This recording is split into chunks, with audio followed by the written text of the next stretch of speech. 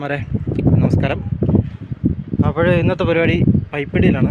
ഞാൻ കഴിഞ്ഞ ദിവസം മതിലിൽ പൈപ്പിടുന്നൊരു വീഡിയോ ചെയ്തിട്ടുണ്ടായിരുന്നു. ഇതിപ്പം 300 മുറി കടയാണ്. അപ്പോൾ നമ്മളെ ഒരു നാട്ടിലൊരു 1000-1500 സ്ക്വയർ ഫീറ്റ് അത്രയും വരും.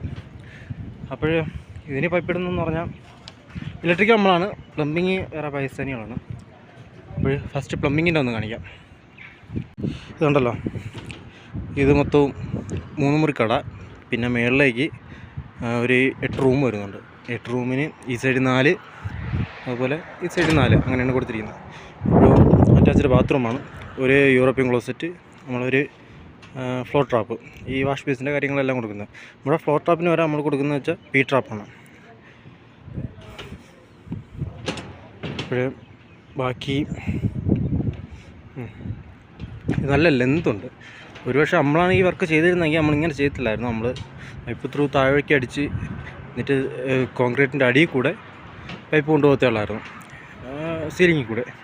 അപ്പോഴേ നാളൊരു സമയത്ത് എന്തെങ്കിലും ബ്ലോക്കോ എന്തെങ്കിലും കംപ്ലൈൻറ്റ് വന്നാൽ അത് മെയിൻ്റനൻസിന് എളുപ്പമായിരിക്കും. ഇതെന്ന് പറഞ്ഞാൽ നാളൊരു സമയത്ത് ബ്ലോക്കോ കാര്യങ്ങളൊന്നും വന്നാൽ വലിയ പാടായിരിക്കും അതൊന്ന് മെയിൻ്റനൻസ് ചെയ്തെടുക്കാൻ.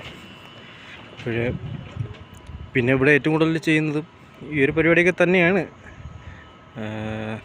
നമുക്ക് അങ്ങനെ ചെയ്യാൻ ഒരു മനസ്സ് വരത്തില്ലെന്നേ ഉള്ളൂ.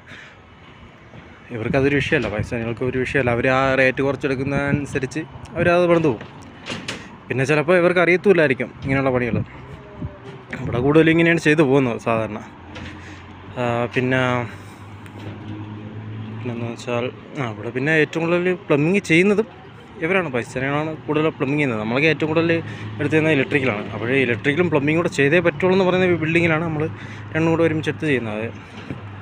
പിന്നെ ഇനി കുറച്ച് ഇലക്ട്രിക്കലിൻ്റെ കാര്യങ്ങൾ പറയാം. ഇലക്ട്രിക്കലിൻ്റെ കാര്യം പറയുന്നിടത്ത് 3 3 DB.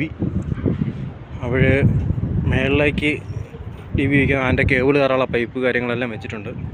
അപ്പോൾ ഞാൻ കഴിഞ്ഞ ദിവസത്തെ വീഡിയോ പറഞ്ഞിട്ടുണ്ടായിരുന്നു നമ്മളിവിടുത്തെ പൈപ്പിൻ്റെ ഒരു പ്രത്യേകത. ഇതും ഫ്ലെക്സിബിൾ പൈപ്പാണ്. ഒരു നല്ല നമ്മൾ നാട്ടിൽ കിട്ടുന്നതിനെക്കാട്ടും കുറച്ചുകൂടെ ഫ്ലെക്സിബിളാണ്, വളഞ്ഞു വരാനും കാര്യങ്ങളൊക്കെ ആയിട്ട്. പിന്നെ അതിനകത്തുള്ള പുള്ളർ ഭയങ്കര എളുപ്പമെന്ന് വെച്ചാൽ ഈ ജംഗ്ഷൻ, ഈ സീലിങ്ങിലെ ജംഗ്ഷനിലേക്ക് അടിക്കുന്ന മാത്രം നമ്മൾ ആ പുള്ളർ ഊരിക്കളഞ്ഞിട്ടടിക്കും. ബാക്കിയെല്ലാം പുള്ളർ അതേപോലെ തന്നെ ഇട്ടേക്കാം. അപ്പോൾ പിന്നീട് സമയത്ത് നമ്മൾ വയറ് വലിക്കാൻ നേരത്ത് ഭയങ്കര എളുപ്പമുള്ള കേസാണ്, നമ്മൾ വേറെ പുള്ളറിൻ്റെ ആവശ്യം വരത്തില്ല. പിന്നെ സീലിങ്ങിലെ കാര്യം, സീലിങ്ങിലെ ജംഗ്ഷൻ കണ്ടോ, ഇതാണ് ഇവിടുത്തെ ജംഗ്ഷൻ. നമ്മുടെ ഇന്ത്യൻ്റെ സാധനം തന്നെയാണത്. എന്നിട്ട് നാട്ടിൽ ഞാൻ ഇതുവരെയും കണ്ടിട്ടില്ല. ഇവിടെ നമ്മൾ സാധാരണ ആണി അടിക്കുന്നത്. ഞാൻ ആദ്യം വന്ന ടൈമിലൊക്കെ എനിക്ക് വലിയ ബുദ്ധിമുട്ടായിട്ട് തോന്നി, ഇതെന്താ ഇങ്ങനെ അടിക്കുന്നത്, അത് വിഷയമാവത്തില്ലെന്നൊക്കെ തോന്നിയായിരുന്നു. പക്ഷേ എനിക്ക് ഇതാണ് ഏറ്റവും നല്ലതെന്ന് തോന്നുന്നു. നമുക്ക് പണിക്കെളുപ്പ് ഏറ്റവും നല്ലതാണ്. അപ്പോൾ ഈ കെട്ടുന്നത് ഇല്ലെങ്കിൽ ഊരിപ്പോകുന്നു, നമ്മൾ നാട്ടിലൊക്കെ കെട്ടുമ്പോൾ ഈ കെട്ടി വയ്ക്കില്ലേ ചെയ്യുന്നത്, അപ്പോൾ ഊരിപ്പോകുന്നു അങ്ങനെ ഒന്നും പേടിക്കേണ്ട കാര്യമല്ലത്.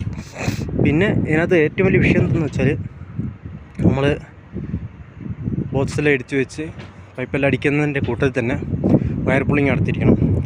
തേപ്പ കഴിഞ്ഞിട്ടാണ് ചെയ്യുന്നുണ്ടെങ്കിൽ ഇതിനകത്ത് ഇരിക്കുന്ന ആണി അതൊരു വിഷയമാണ്. ആണി ഇളക്കി കളഞ്ഞാലും ആ ഇളക്കി കളയുന്നിടത്തുള്ളൊരു ചെറിയൊരു ബെൻഡ് വരുന്നുണ്ട് പൈപ്പിനകത്ത്. അപ്പോൾ അതൊക്കെ പിന്നെ ഒരു വിഷയമാണ്. അപ്പോൾ ഇങ്ങനെ ചെയ്യുന്നിടത്തുള്ള ഏറ്റവും വലിയ കുഴപ്പമെന്ന് പറഞ്ഞാൽ നമ്മൾ വയർ പുള്ളിങ് കൂടെ ചെയ്യണം. നമ്മൾ ആ ബോക്സ് വയ്ക്കുന്ന ടൈമിൽ തന്നെ വയർ പുള്ളിങ്ങും ചെയ്തിരിക്കണം.